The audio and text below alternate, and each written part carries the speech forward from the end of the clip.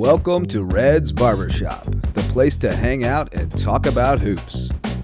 This episode of Red's Barbershop is brought to you by our sponsors, Third Eye Consulting and Coastal Plains Insurance of the Lowcountry. Now, hop in the chair because here are your hosts, Justin Jarrett and Tony Red Bruin. All right, we are rocking and rolling live in Red's Barbershop. I'm Justin Jarrett, joined by the namesake of Red's Barbershop, Tony Red Bruin, the former New York City and Syracuse University legend. And we got another legend in our midst today, Red. We've pulled some big time guests. I'm really impressed. I'm really impressed with your Rolodex. You've been pretty. You've lived up to the hype so far, but this is a big one for me because nothing for the best for the barbershop, nothing but the best for the barbershop, man. Man, you ain't kidding. We were talking a little bit before we went live about, you said you might kind of sit in the background and let me do my thing on this one because I'm going to fanboy a little bit with a really good TV basketball analyst and a brilliant dude who's done a lot, beyond the basketball court like we were talking about before. But without further ado, let's just introduce him and get him in here. Mr. Jay Bilas from ESPN, former Duke Blue Devil, and gosh, I can't even go through your whole resume, man. It's too much. I know. So we're just gonna let you be one of those guys who needs no introduction. I think Jay Bilas joins us. Jay, tell me a little bit about how you and Red crossed paths and got to know each other, and then we'll dig a little bit deeper as we go here. Well, it was from 40 some years ago. I got recruited. I grew up in Los Angeles, and Jim Boeheim recruited me to come to Syracuse. So I took a visit there. It was I came down to Duke, Iowa, and Syracuse, and took a visit in October. It was the coldest place I'd ever been, and it hadn't snowed yet. Yeah. So I'm not sure how much of a fair fight it was, LA versus Syracuse. But Boeheim would call me whenever it was. Whenever the weather was nicer in Syracuse than it was in LA. So I didn't hear from him very much, which is kind of nice. Yeah. We could have used you, that's for sure. That's for sure. I got to tell you, Jay, though, in trying to do my homework, and following the footsteps like you do, I was so impressed at some of the things that you've accomplished. I mean, I know people hit certain points and do certain things and they get satisfied with their laurels, but you're like one of those guys that just seem like you're never satisfied. You hit one thing and then you seem to go on to another and another, and it's just incredible. I got to give you that. I mean, you've done, I think, more things in your lifetime so far. You've hit a lot of people's goals and then some. Playing pro basketball, playing in the Final Four, playing in the championship, getting drafted by Dallas, then going on, law school. It's never enough for you, it seems. I need to be able to put that in a bottle and somehow monetize that or something. It's just, your drive is great, man. Well, I've been, that's nice that you read. I've been lucky. I've had a lot of fun things to do, and broadcasting being chief among them. But, I had planned on a life of just practicing law and having that be my career. But this, when my wife didn't want me to stay in coaching, this broadcast thing turned out to be a pretty fun gig. And I didn't anticipate it turned into a career, but I'm grateful it did. Yeah, one of the best. Well, for some of us, we have to pivot because our athletic ability runs out. We have to go become media guys. But so did your mine. wife had to. So did mine.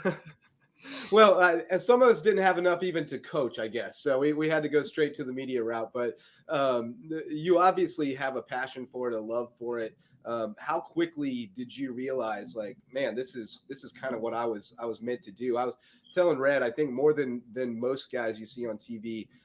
You're very thoughtful about your words. I think the law background probably contributes to that. But if you're saying it, we feel like you mean it. Whereas some guys, kind of want to make a headline or make some noise sometimes and like to hear themselves talk. But when did you realize that this was really kind of a calling for you and that this was the path for you? Yeah, I don't know if it's a calling. It's just something I really enjoy. And, I was one of those that loved basketball from the first time I dribbled a ball.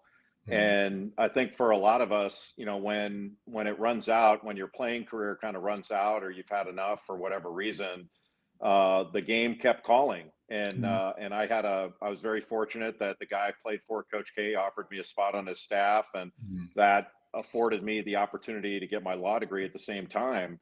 So it was, at first, I felt like I was using basketball to, further myself with my law degree, and I didn't intend to practice law ever, honestly. Mhm. But when I got married, trying to think about coaching as a career just didn't seem to make sense in a family context for us.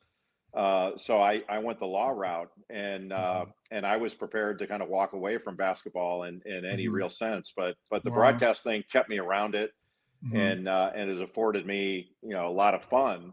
Mhm. And I don't really care too much. The platform is great, but I don't see it as a platform. I just sort of Mhm. see it as somebody who really enjoys basketball, and I enjoy every aspect of it, including the policy side of it, and I've gotten involved in that. But hopefully, when I say something, I believe it's true. I believe that I've researched it, I understand it, and I'm confident in my judgment Mhm. that I'm expressing. It doesn't mean I'm always right, Mhm. but I believe I am when I say it. Good. I was talking to just the other day, and I was saying how going way back, there was like two Duke teams that kind of stand out when I think about Duke. That when I first became a fan and of college basketball and stuff, and the first one is when you guys had Mike Kaminsky and Spinacle, and I know I'm going way back now, and Tinkerbell and everything, because I kind of followed him from Philadelphia, being up north and everything, and he was a little bit ahead of me, but I'd read some of his stuff. And then when you guys came and Dawkins and stuff, and even today, I still feel like Duke and Syracuse are kind of connected in a way that a lot of schools are not, where we've had both had coaches that have been at the program so long that I don't know if there's another school that has as many players that has the stories about the same coach. You know what I mean? I mean, we can go way back as far as the 70s and have some players like Dale Shackelford that will still be able to tell a Jim Boeheim story, or like you guys can go way back, with Kaminsky and stuff, and have Coach K stories. It just seemed like it's not too many programs that have that, have that luxury or those type of memories.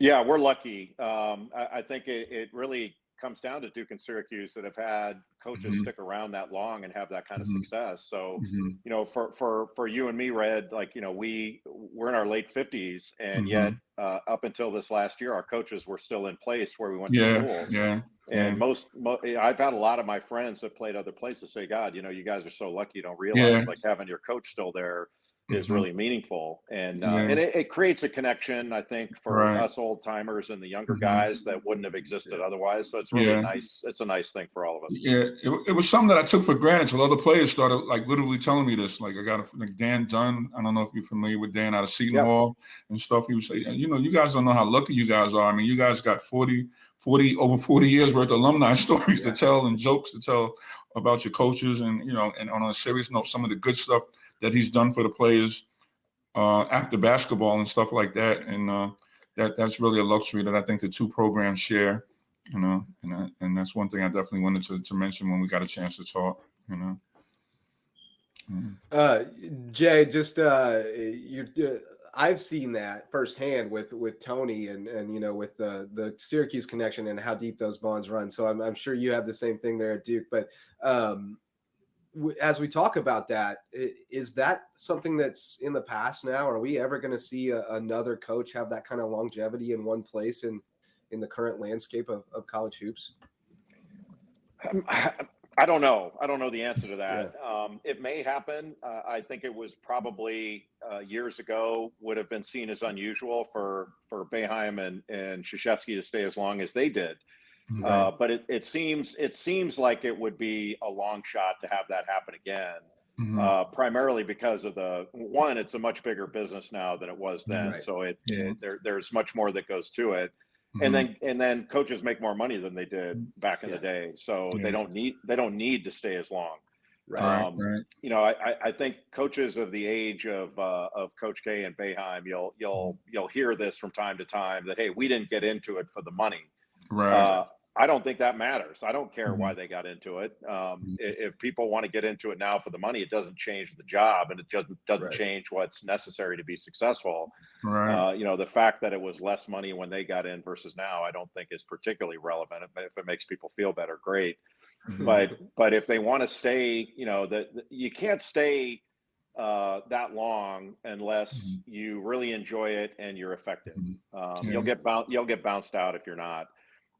And so, I think to have you got to have a lot of energy for the game, and to do the day-to-day aspect of it, to stay that long. And I think both those guys have shown that they might not have as much energy as they used to have, but they maintain the day-to-day grinded out energy that you need to be successful. All right. That brings me to my next question. You talked about the changes that's going on. You've had the luxury of playing in a rivalry game like Duke, North Carolina, and myself, say Syracuse, Georgetown.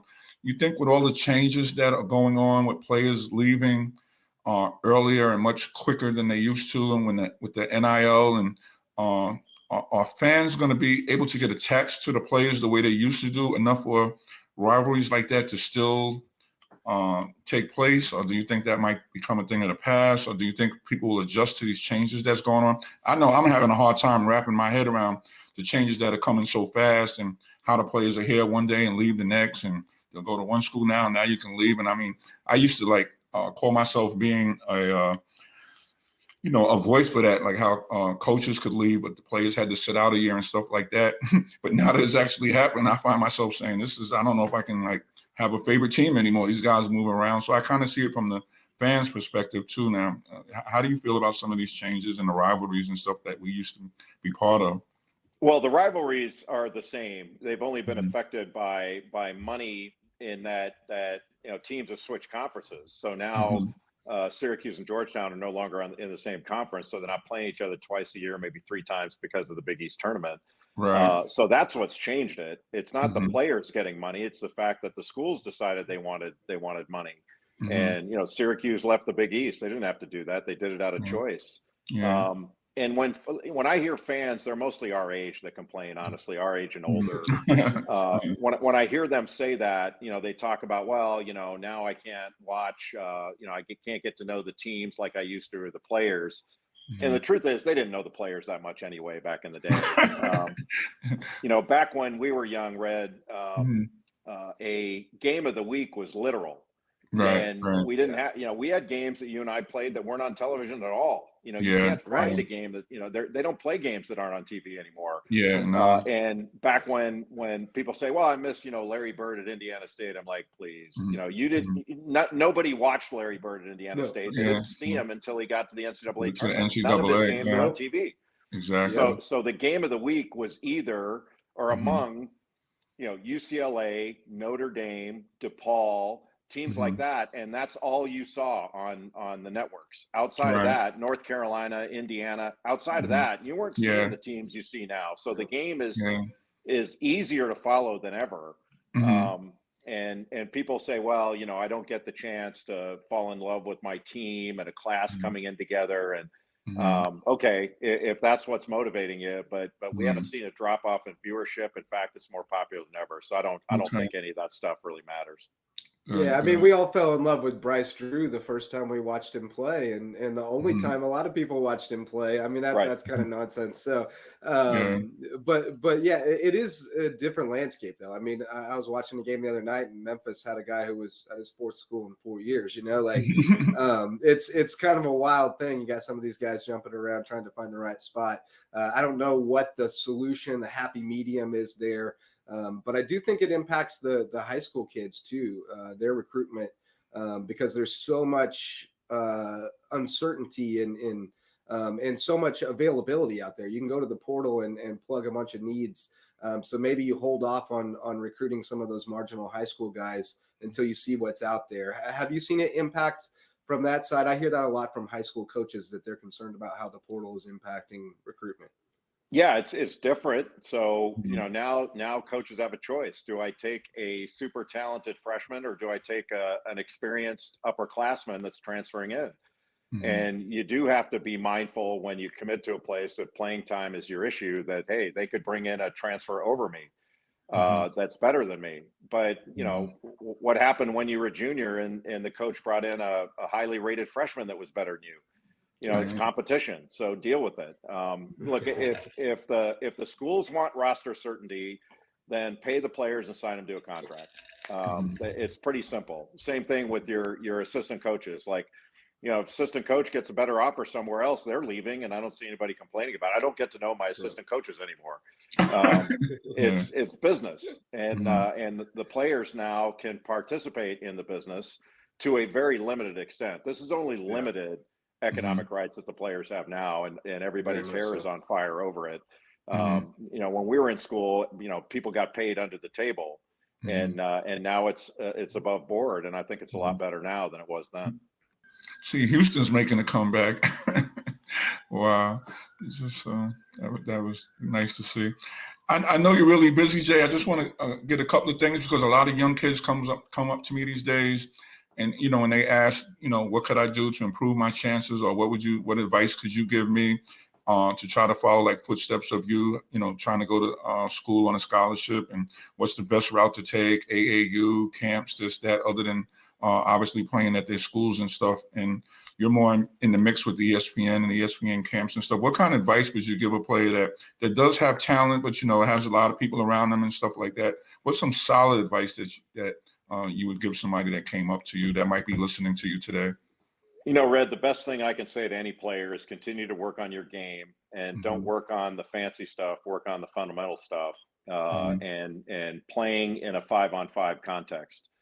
That, there are so many players now that are working with individual skills coaches. And when you're done with that, it's great. But when you're done with that, you've got an individual, and you have to learn most of the individual work that you do is with the ball in your hands. And the overwhelming majority of time you're on the floor in a 5-on-5 game, you don't have the ball in your hands. So what do you do to impact the game when the ball's not in your hands is the question I would ask of any player.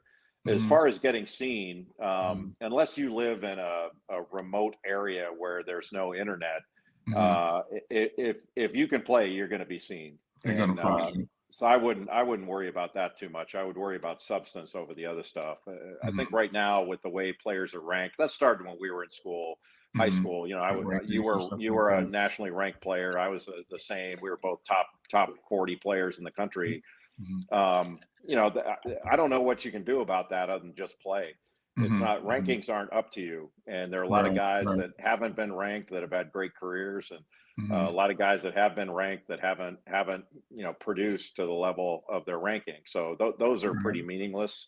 If you can play, they'll find you. They'll find you. There are very, very few stories of guys that can really play that have been left behind. That never got found. That makes a lot of sense. Jess, I know you've been really excited to talk to Jay. I'll give you a chance to pick his brain. I know he's a very busy man, and I am so glad that he took the opportunity to share with us today. But I'm gonna fire away and let you go. Yeah, man. I'm interested from both your perspectives. Both of you were top 40, ranked players who had high profiles and were heavily recruited. And you both kind of ended up bucking the trend a little bit in a way, and going to programs that were kind of on the cusp of something and helping it get to the next level. So kind of, Jay, I guess you first, and then Red, you can jump in, but what was kind of your thought process there? What was it about that kind of atmosphere where you could be a part of building something special that attracted you? And then, how pleased were you to see it continue after you were gone, and to really end up kind of being foundational pieces of building a legacy? That's a great question.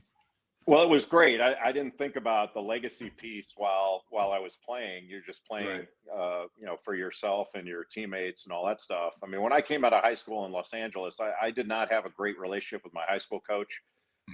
And so who I played for was all I cared about when I was being recruited. The schools, I figured they were very much the same in a lot of ways.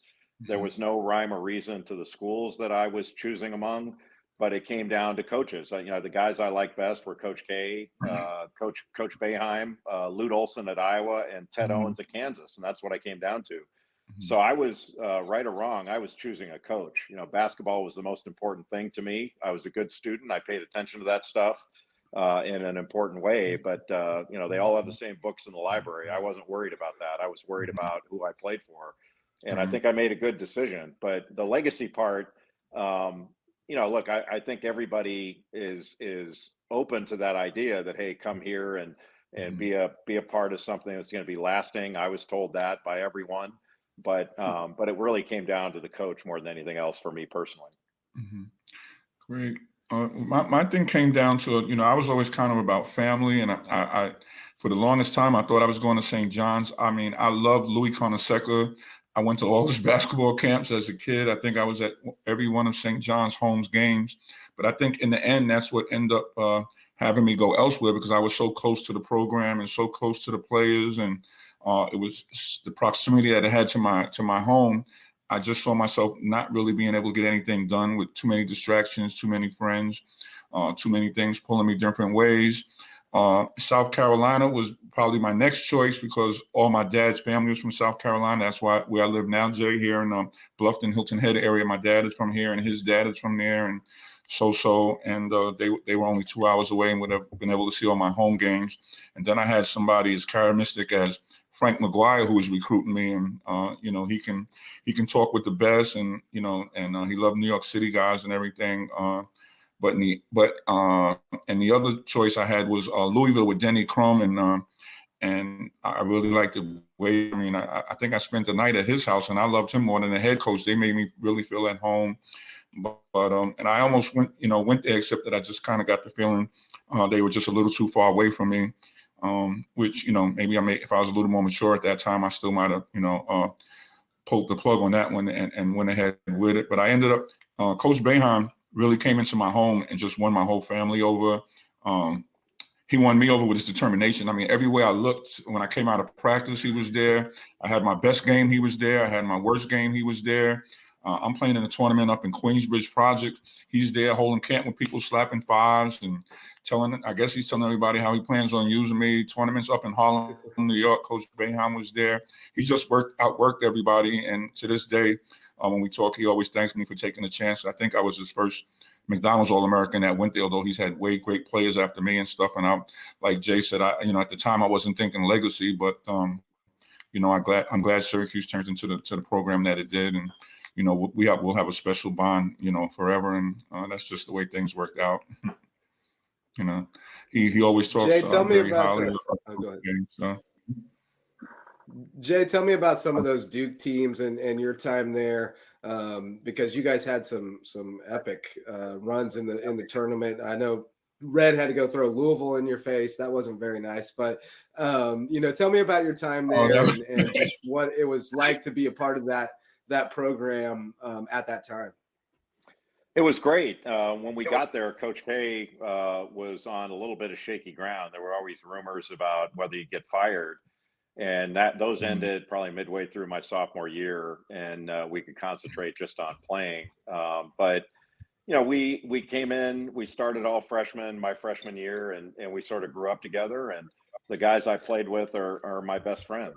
Mark Allery, Johnny Dawkins, Tommy Amaker, David Henderson, Danny Ferry, Quinn Snyder, Billy King, Kevin Strickland, that whole crew. We've all remained really close since then. And then I was an assistant there for 3 years. I was there 90, 91, 92 after I played overseas for a few years. And really enjoyed that too. It gave me a different perspective on the game, and I learned a lot. So being 7 years, in practice every day and sort of immersed in Duke basketball, I count myself among the lucky people in the game to have had that experience. So I don't think I'll ever forget it, and I'll be eternally grateful for it. Yeah, those were some high character guys you just named too, Jay. Wow. Yeah, I mean, Tommy guys, you forget about like Quinn. I covered him at Mizzou when I was in college, and what he's gone on to do at the professional level coaching has been tremendous. So gosh, the coaching tree that Krzyzewski's put together is pretty phenomenal too. I mean, you might have been one of the great ones, man. Who knows? I don't think I would have had to worry about that. But I mean, you whether it's Syracuse or Duke, whatever, it's not rocket science. You recruit. Obviously, they recruit the best players, but when you recruit really good guys, I don't think any of us, had we not gone to Syracuse or Duke, would have been, selling pencils on the street and destitute. But it was awfully nice, putting that kind of group together and being a part of it. I'm grateful for it. Yeah. Wow. Jay, I want to thank you again for taking the time. I know this is your busy time of the year, getting ready to get really busy, and I appreciate you coming on and sharing some pearls of wisdom with us. And I know Justin appreciates you. He's a great fan of yours, and as am I. And I can't thank you enough for coming on and being a host for us. No, Red, Justin, it's always my honor. Thank you for having me. Hey, we may hit you up for another one somewhere down the road. So you tell me when. Be careful making those kind of statements, but we do appreciate you. You do great work, and it was an absolute pleasure to hang out with you, man. We look forward to it next time. Thank you, guys. All right. Thanks, Jay. It's great seeing you, man. Good luck to you during the season and stuff. Thank you. You guys too. Bye-bye. Take care. All right. Thank you. All right. All right, man. Well, that was awesome as always. You always come through with the Rolodex, with the big names, and they're always. Oh man, Jay's a great guy. It says a lot about your character, brother. That when you pick up the phone, they jump on here with you, and they're always so gracious to do it. Oh, I appreciate that. Yeah, my motto is always to treat people good, and and we'll come back on you, Jay. You know that, Just. Amen to that, and with that, we're going to get you on another one of our podcasts here this afternoon. We're going to do the Loco Hoops Report, talk a little bit of high school and middle school I'm excited basketball. for that. That's our local guys, right? Heck yeah, we gotta hype up those Loco guys, and maybe some of them will be on Jay Bilas's lips here pretty soon. Nick Pringle, I'm telling you, don't sleep on Nick Pringle. They got a lot of dudes over there, but he can slide in there if somebody gets hurt or something. Yeah, I like that kid from the first time I seen him play, and I always thought that if I was his coach, I would have went to him a lot more than they went to him. I think he had the ability, and I think people have finally seen it. And I think you haven't heard the last of him, especially over at a program like Alabama. They'll have him where he needs to be. Yeah, absolutely. So, well, that was great stuff, man. Love hanging out with you and your old friends and talking hoops, and appreciate so much what you do with the Boys and Girls Club, with the middle school basketball team that you're coaching, and just all the things you do in the community. It reflects well, and you can see why all these people have such a good connection with you. And I look forward to seeing who we get to talk to next, man. It's going to be good times. Thanks. I'm looking forward to it. And just it goes, you're the one that helped the youth get the word out about what our youths are doing. So it goes both ways. And I thank you too, and all the great work you're doing in the community. And that's why I love partnering up with you, man. You're one of the good guys. Right on, man.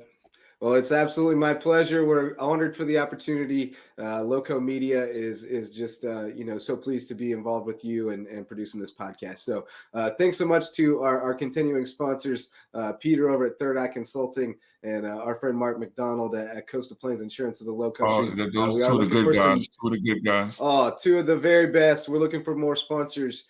We got some new things coming up in the new year that we're excited to unveil. We'll be working on over the holidays. So we also got some new shirts on the way. We got some Red's Barbershop gear. Oh yeah, so, great. We're gonna be doing it up big time. We're gonna be looking good too. We need some sponsors. Come on, sponsors. We'll get your name out there and work with us. We'll work with you. Let's do it. I like the new glasses. We'll have more great guests.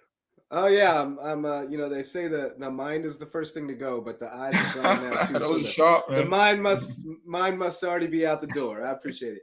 But all right. But that's gonna do it for this episode. Thanks so much to Jay Bilas. That was a pleasure. Hope you enjoyed it as much as we did, and we'll let you know who we got in the chair next at Red's Barbershop. Until next time, lights out.